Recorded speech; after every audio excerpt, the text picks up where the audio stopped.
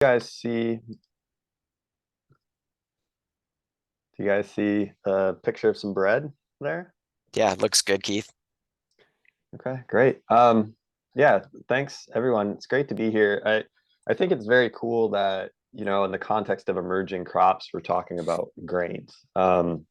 So just to give a little bit of backdrop on who I am and why I'm here speaking with everyone today. As Stefan mentioned, I work at UW in Julie's lab. I also work with the Artisan Grain Collaborative.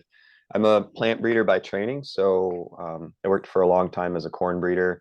I trained in wheat. I worked in the food industry for a while, and for about 6 years now, just over 6 years, I've been working with chefs and folks that are really focused on flavor and not just looking at yield and agronomics and those kind of typical things we think about when we think about breeding grains.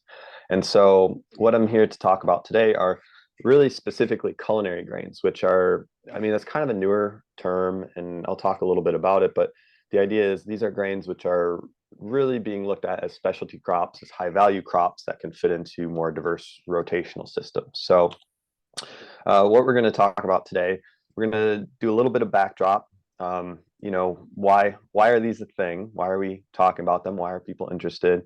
I'm going to talk about what people need to get started in this world, because there's often questions of that. I don't know if anybody on the call here is curious or knows somebody who might be grains curious. I'm going to give examples, because rather than just talk about the excitement around a crop, we should always think about if it's actually working. And there's a number of really good examples of businesses and products coming out through this world of like culinary grains. So I'll talk about a few of those. And then at the end, I just want to give some resources for things that I'll refer to as we're going through this presentation, things that you could use yourself, or again, maybe share with somebody if you know a farmer that might be interested in this. And feel free at any time if you have questions. I like conversational style, so you can chirp in whenever you want if you want to talk about something I'm mentioning here. So to jump right in, like, why are these happening? Like, why is this kind of trending?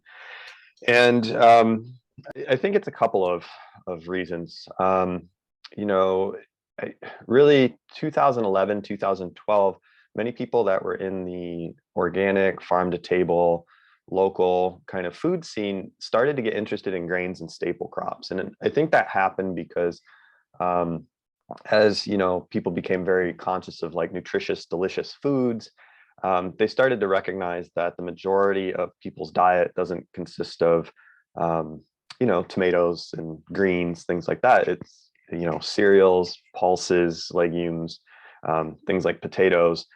And a lot of people that were in the world of like again, sort of uh, culinary culinary perspective on crops, they recognized that they didn't really know much about grain sheds or how those things worked. And so you started to see articles coming out through like New York Times talking about this. This is a more recent article. I think this is from 2020, but there was this kind of shift in focus, not just focusing on really awesome local veg, but focusing on the idea of awesome local grains.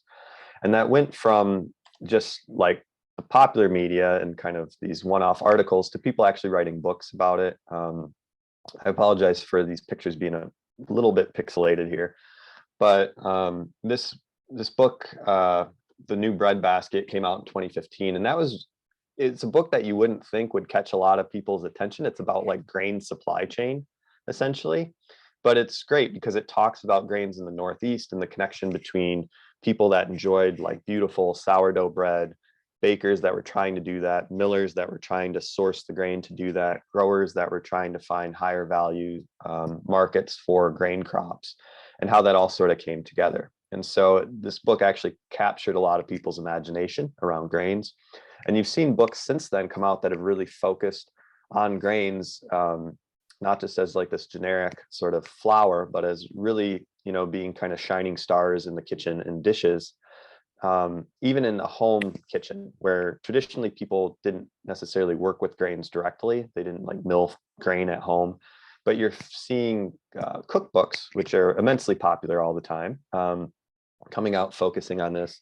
The one I have here is Grist from Abra Barons, who's at Granner Farm in Michigan. And that's a book specifically for grains and for the home cook, for like how to work with grains at home. And it's been really popular. So this is definitely a trend that has been going on for a while and seems to be continuing and gaining in momentum. And you've seen it really, even start to develop into like a lot of these regional networks around grains and around high-end sort of, culinary grains, breads, things like that. The Artisan Grain Collaborative is the one for the Midwest. That's the sort of regional grain shed network that I work with, but they exist in all parts of the US almost now. We have ones in the Northeast, around DC in the Beltway and Appalachia, out in California. So they're really developing all over. But before we can unpack that a bit, we just need to start with a baseline of what makes these grains different, right? So if there's anything we can do well in the Midwest, it's produce like a lot of grain cheaply, right? You've seen corn, soybean rotation if you've driven anywhere in the Midwest. But that type of grain production is really fundamentally different than what we're talking about here. And so most of the grain production people see when they see Midwest agriculture is commodity grain production. And most commodity grains are not really intended for people to eat. Corn is kind of the major footprint, and that for the most part goes into feeding livestock or industrial processing. Very little of it actually goes to humans as directly as food. Now, once we kind of understand what commodity grains are, we then have food grade grains, which food grade grains are produced by kind of our large scale agricultural system, but they are intended for people to eat. They're a smaller percentage of that for many crop species, many grain species, but we do have food grade grains. And then as a subset of food grade grains, we have these like highly valuable culinary grains. And so I just want to talk about definitions around those. So as I said, there's commodity grain production, which has a lot of infrastructure and resourcing and is the sort of predominant agricultural pursuit in much of the Midwest. But beyond that, we have food grade grains. And so what differentiates a food grade grain from a traditional commodity grain is, again, these are intended for consumption by people with fairly minimal processing. They can be milled, but they're not going to be converted into like syrup or something that is really highly refined and highly processed. Food grade grains have to meet two sort of extra hurdles that commodity grains might not have to meet in many cases. The first is safety testing. They need to be free of any sort of toxins or things that would make people sick. And the most frequent one that's tested for are mycotoxins. These are toxic substances produced by fungi, pathogens that can infect the crop. The most common one is fusarium, which produces a mycotoxin called vomitoxin, which does exactly what it sounds like it does if you eat it. So grains need to be tested for safety if they're going into a food grade market. And secondly, they need to meet quality standards, because these are things that are going to be, milled or malted or, used in a kitchen. They often have like very specific, what we call functionality attributes. So if we're thinking about wheat, it needs to have a certain amount of protein so that it can develop all that gluten to make a nice loaf of bread. So there are just like quality standards that these grains need to achieve that traditional commodity just going into like livestock feed or processing might not necessarily need to satisfy. A really good example of a food grade grain, wheat. Lots of wheat that's produced, most wheat that's produced is intended to be milled into flour, and so hard red spring wheat is a food grade commodity. So wheat growers wherever can produce all different varieties of wheat, and they will group that by a market class such as hard red spring wheat. That just means wheat that is hard. It has a higher protein level, so it's intended for bread typically, and is planted in the spring. And so growers will produce that, take it to an elevator. All of that is sort of anonymized and aggregated into big lots of like hard red spring wheat, which can be sold as a food grade grain if it has the right protein level and is free of toxins. So commodities can be food grade grains in particular instances. Culinary grains, which is what I think we're excited about, is a subset of that. So all culinary grains are food grade grains, but not all food grade grains are culinary grains. Culinary grains, when we're throwing that term around, they still need to meet safety and quality standards typically. So they still need to, make sure they don't have vomitoxin or something like that in them. But they are often differentiated because they're usually identity preserved, which means that it's a particular variety of that grain. Maybe there's the story of the farm or the region or some deep dive into culinary history that accompanies that identity of that lot of grain. And that is why they are high value. So an example would be, again, thinking about wheat, rather than somebody saying like, I just need to buy hard red spring wheat because I'm, bringing it to the mill. You could find a baker who says, hey, I really want to find Rouge de Bordeaux because, when I was young and traveling in France and falling in love with the art of baking, we were using Rouge de Bordeaux. And so in my bakery, I want to make sure that I have Rouge de Bordeaux and I can tell this fantastic story of what we're doing. And we're going to make really special baguettes that we're going to sell for $25 a piece or, something like that. That's difficult for somebody that wants to do that because it's not easy to go find, Rouge de Bordeaux wheat. And so that is where the potential market for growers that want to produce these specialty grains come into play. The other piece, which is interesting, is because there's a limited market for them, usually, you're not going to be able to produce 4,000 acres of it and sell all of it, but you could produce 5 or 10. And so it's a little bit of a competitive advantage and can fit really well with growers that are looking to have small acreages of grains put into rotation with other crops in like a specialty, on a specialty crop farm or in like a highly diverse rotation. And, I think part of the reason you might want to fuss with doing that, that small acreage thing and some of the other sort of hurdles, challenges I'll talk about, is that shifting into the world of culinary grains really allows growers to shift from the idea of being a price taker to being a price maker. And I love that as a summation of what this is often about. This is something I heard Wesley Reith, who was previously at Granner Farm, say at one of the O-Grain conferences.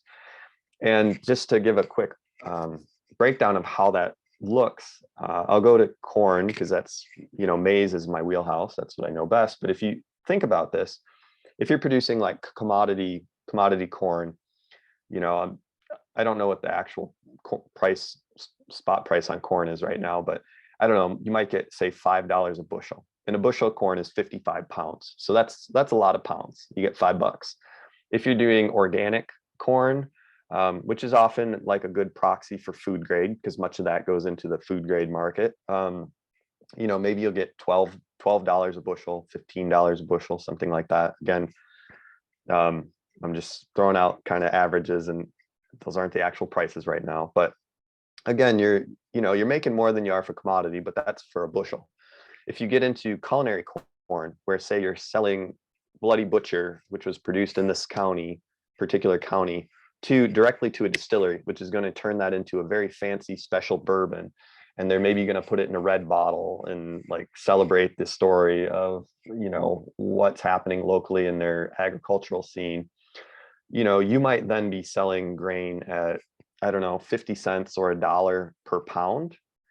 So all of a sudden you go from thinking about selling by the bushel to selling by the pound, right? So all of a sudden you go from $5 a pound for like commodity corn to, maybe $55 a pound, $30 a pound for culinary grain. And if you have like a very special relationship with a buyer, or, maybe you're going direct to customer, maybe you can sell this grain for $5 a pound, right? So that is a huge multiple in terms of what you're actually going to be able to recoup.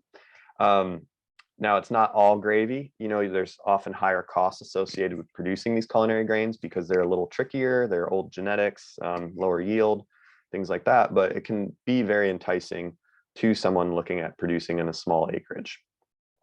So with that, I'm just going to pivot a little bit and go from talking about the context and the background of this to like, what does it take for people to get into this, or, what does one need to do if they want to get into producing culinary grains? And I'm just going to hit on some of the high line kind of pieces, some of which I alluded to already.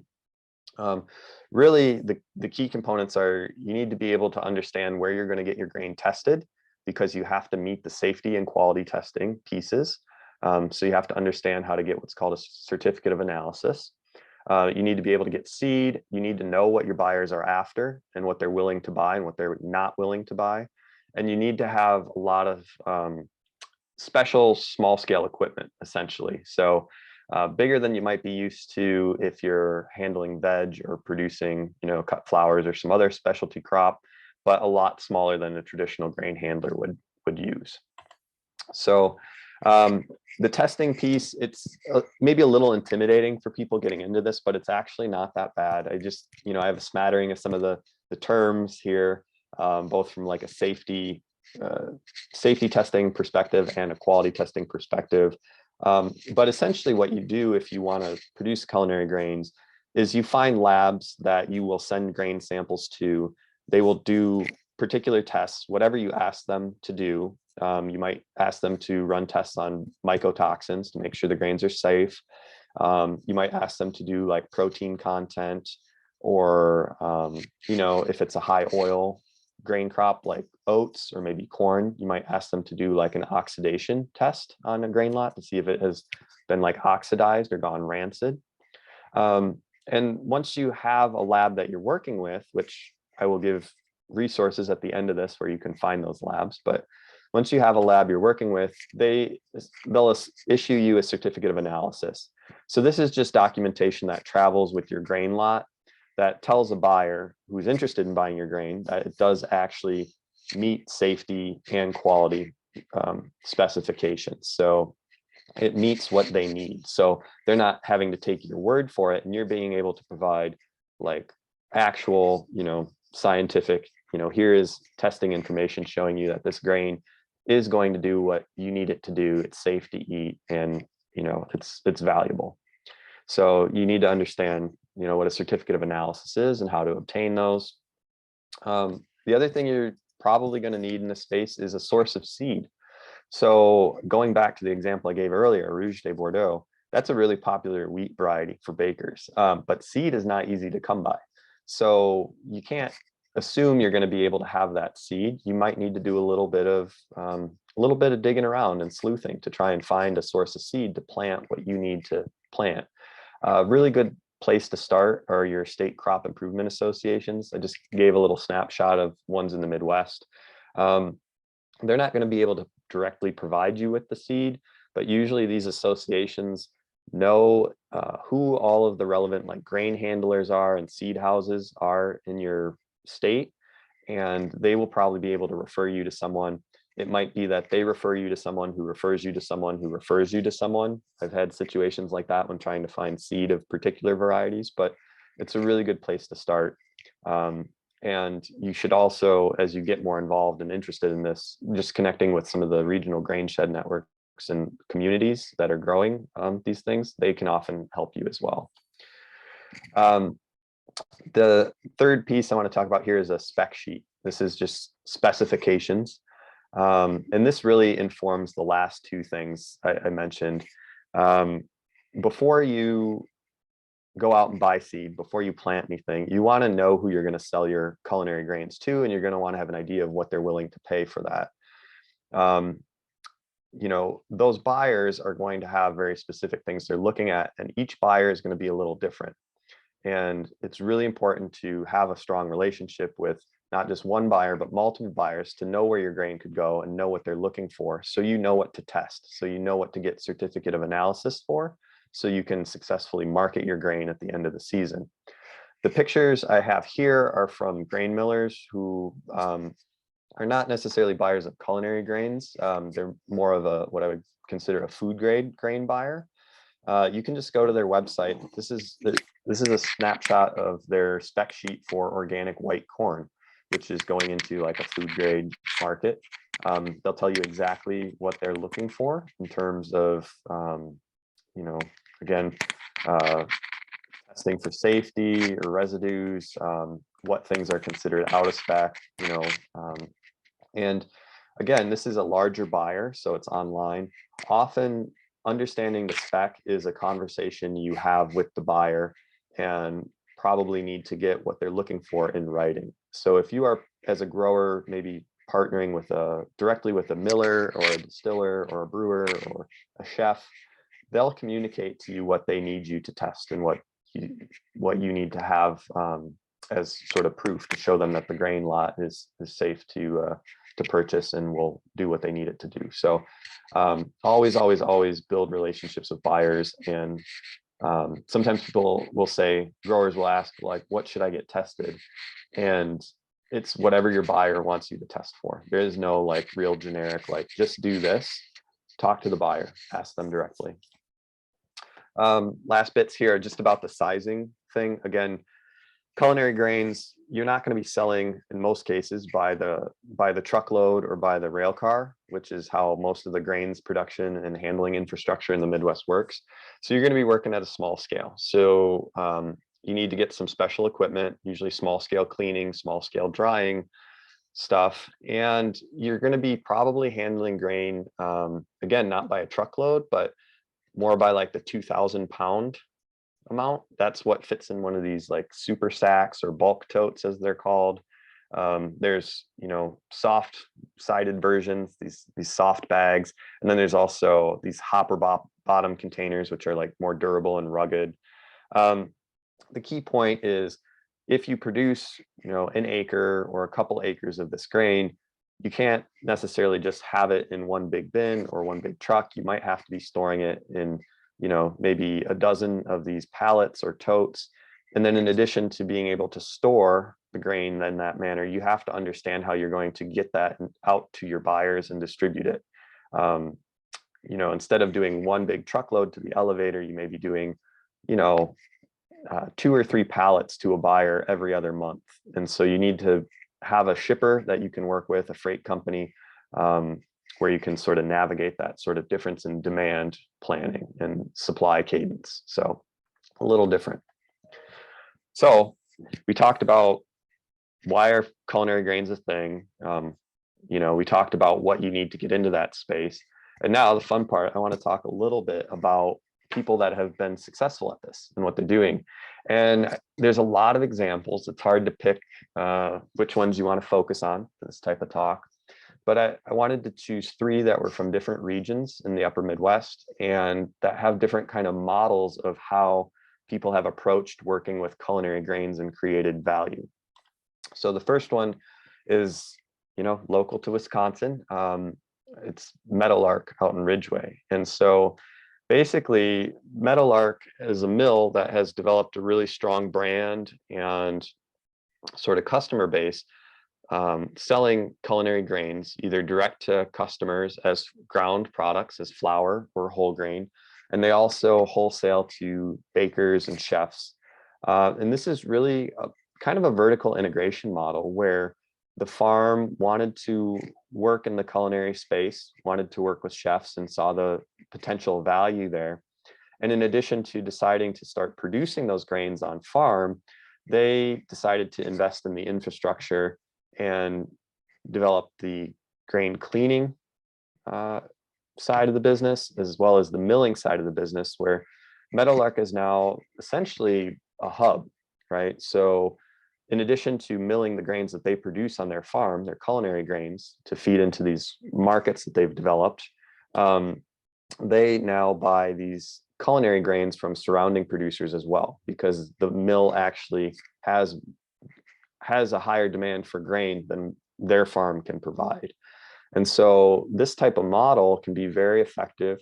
It is more capital and time intensive because it has been a lot of work for them to get this set up, but it's really great because in addition to providing great business for Meadowlark itself, it has helped develop the other growers in the network or other growers in the area, and sort of created this network and market for farmers to produce organic culinary grains. Whereas before, without the presence of the mill, that might not have been as palatable or as economically viable for surrounding producers. So If you want to look at some of the direct to customer products, this QR code should, I think I didn't check it before this talk, but scan it. It'll go to their website. You can see some of their beautiful products and what they're doing there. Second example I wanted to talk about is what I would call more of collaborative or community ecosystem model. And this comes from Minnesota. I'm based in Minneapolis, so this is kind of like a Twin Cities and greater Minnesota dream team story, where what we have is a set of different businesses which are all kind of allied in what they're trying to do, but totally distinct, each taking on separate parts of what needed to be done in order to get a value added product out there, an identity sort of preserved, identity recognized baked good using local Minnesota grains, holding up a particular variety and sort of telling the story of everything from like farm to bakery. And so this involves a bakery, a farm, and a mill. It really, I think, was kind of spearheaded by the bakery. The bakery I'm referring to is Launa Bread. It's owned by Chris McLeod and Tiff Singh, and they wanted to work with Minnesota grains, in particular this type of wheat called Linkert, which was kind of hard to find. They, through their own initiative, reached out and found an organic grain grower in Fargo-Moorhead, Mark and Beth Askegaard. It's a father-daughter team. The Askegaards organically grow about 2,000 acres of grains and produce seed, and yeah, just fantastic growers. And Launa and the Askegaards figured out a way that they could actually contract grow this particular variety of wheat that Launa was looking for.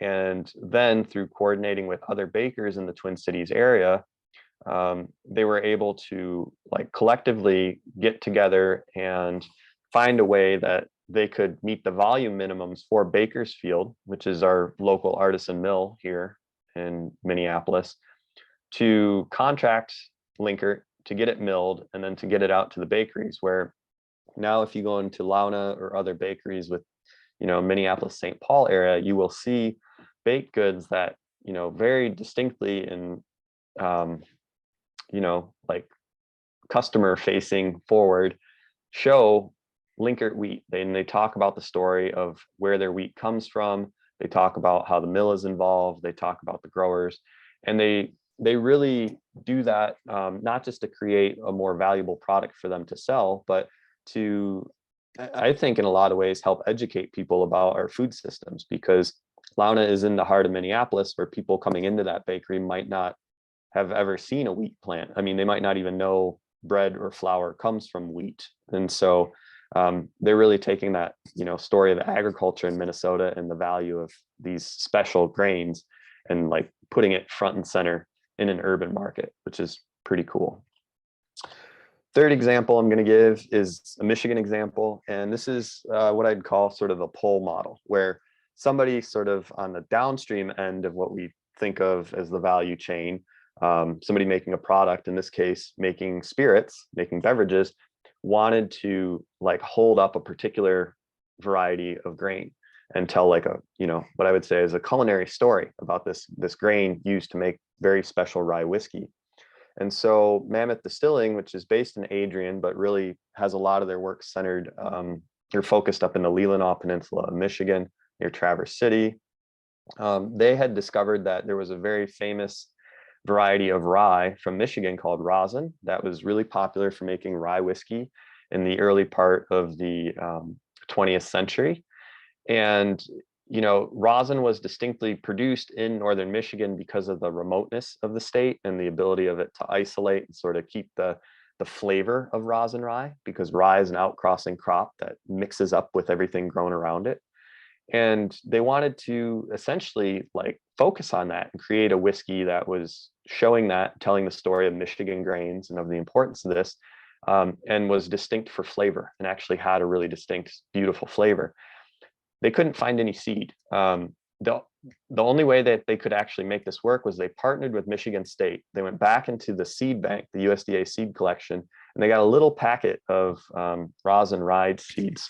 And I don't think I have a packet within arm's distance of my desk here, but if you get seed from the seed bank, they send you 100 kernels. So like a little tiny packet.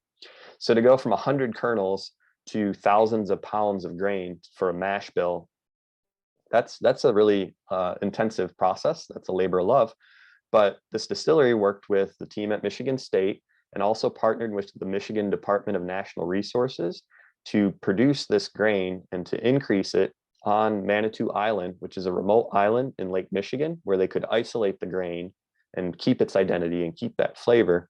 And through this multi-year process of this distillery supporting the development of seed stock and of grain supply, they are now, producing a very unique rosin rye, which gives them a distinct advantage in the marketplace and sort of holds up, I think, the vision of the distillery, which is very cool.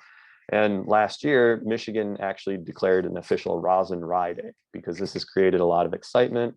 I know distillers throughout the US who have asked me directly about getting seed for this because it's become a thing. Like, people know about it now. And that's really because, again, the distillery saw value in this culinary grain story and then went through and connected with the folks they needed to make it into a viable product.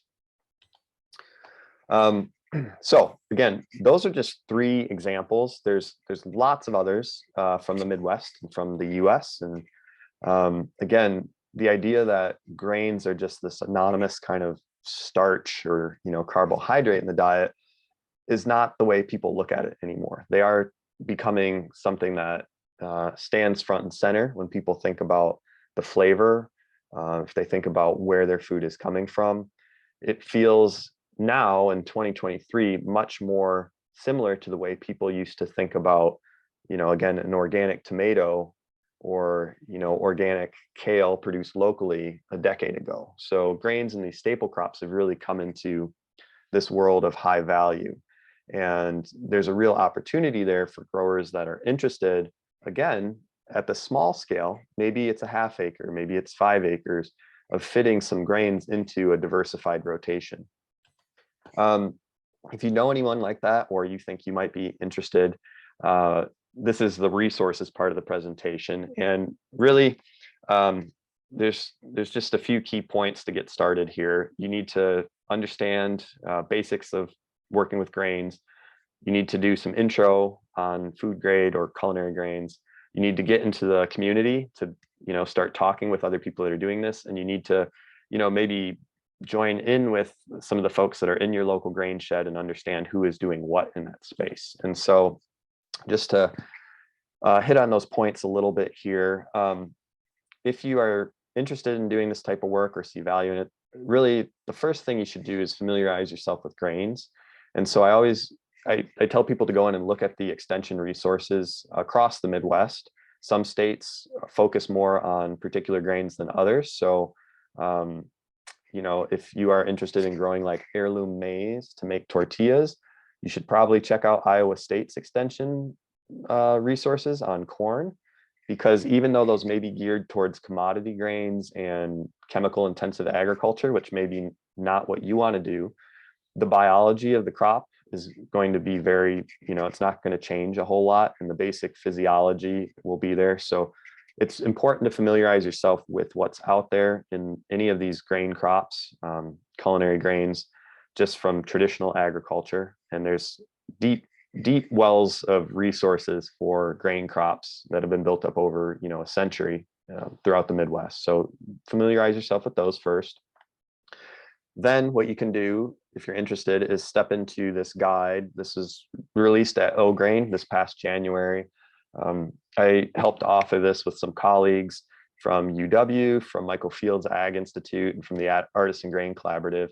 And this is like a 40-page PDF. So it's interesting because we didn't want to go into deep technical production info for all the different grains, right? That would be like a whole, textbook. We wanted to give you just enough information to kind of understand the basics of getting started with food grade or culinary grains, and then point you to the resources to do a deeper dive. And within this guide, we really focused on a winter grain, using rye as an example, a spring planted small grain. We used spring wheat as an example, and then sort of a warm season grain crop, and we used open pollinated corn as an example. This is just a list of some of the varieties that are in there. Some of them are older, traditional, or heirloom varieties or heritage varieties. Some of them are modern genetics. So you can have culinary grains that are modern genetics. You don't have to necessarily be doing heritage grains and still have a potential to develop a culinary focused grain product or business. So I just want to emphasize that. But again, there's a QR code here. Stefan, I'm sure, will distribute this PowerPoint, or we'll figure out a way to get this out to people, but you can just click there and that'll take you right to the guide. The third thing you should do if you're wanting to get active in the space is go to the OGrain webpage and sign up for the listserv. So the Organic Grains Resources and Information Network, I think if I got the acronym right, from UW, it's great. And really the listserv is interesting because once you sign up for that, like anybody can ping the listserv. And so it's not just, the university folks telling you like, hey, we're having a field day, but like growers or people that are looking to buy grain or people that are looking to source seed can just send a note into that little listserv world. And there's great conversation. Every week there's something happening on this listserv, people talking about like, hey, I need to modify my equipment to plant this special grain in a different way, or people will be, saying, hey, I'm looking to buy, X pounds of this grain. Does anybody know anyone that has inventory? So even if you're not actively like talking, that is a good place to start understanding what people are looking for, what challenges they're running into. Good way to understand what's happening in the community.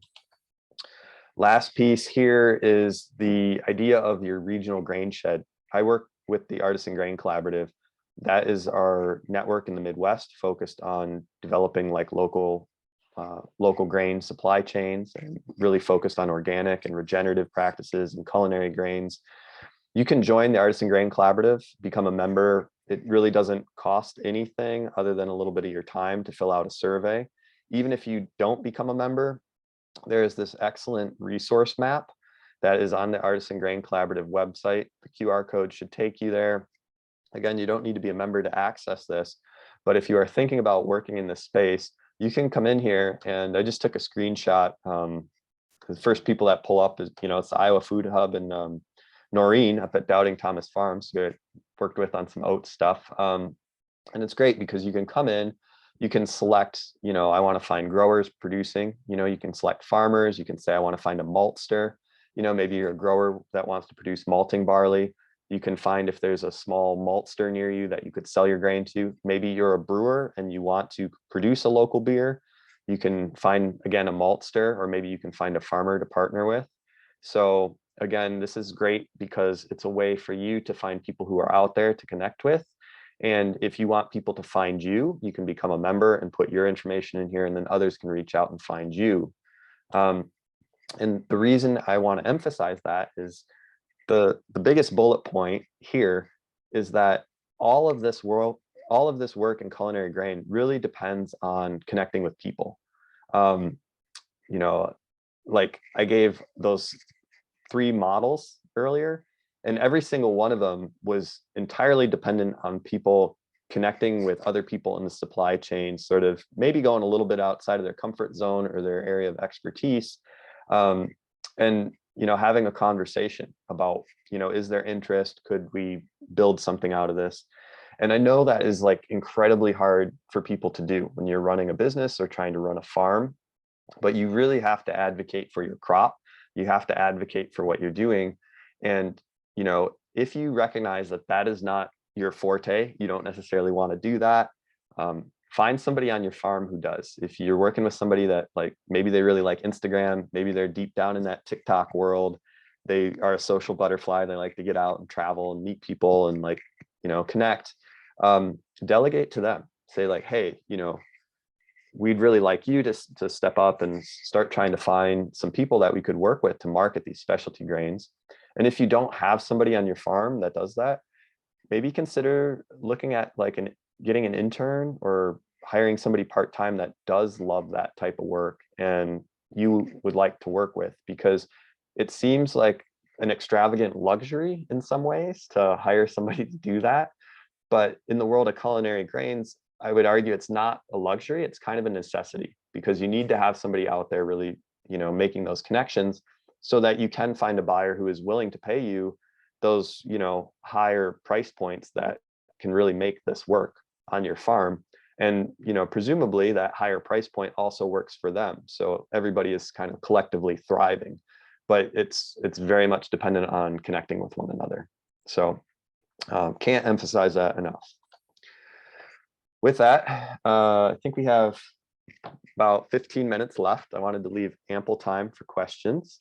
Thank you so much, everyone, for quietly listening. But yeah, I'd love to talk more about what you're curious about or interested in.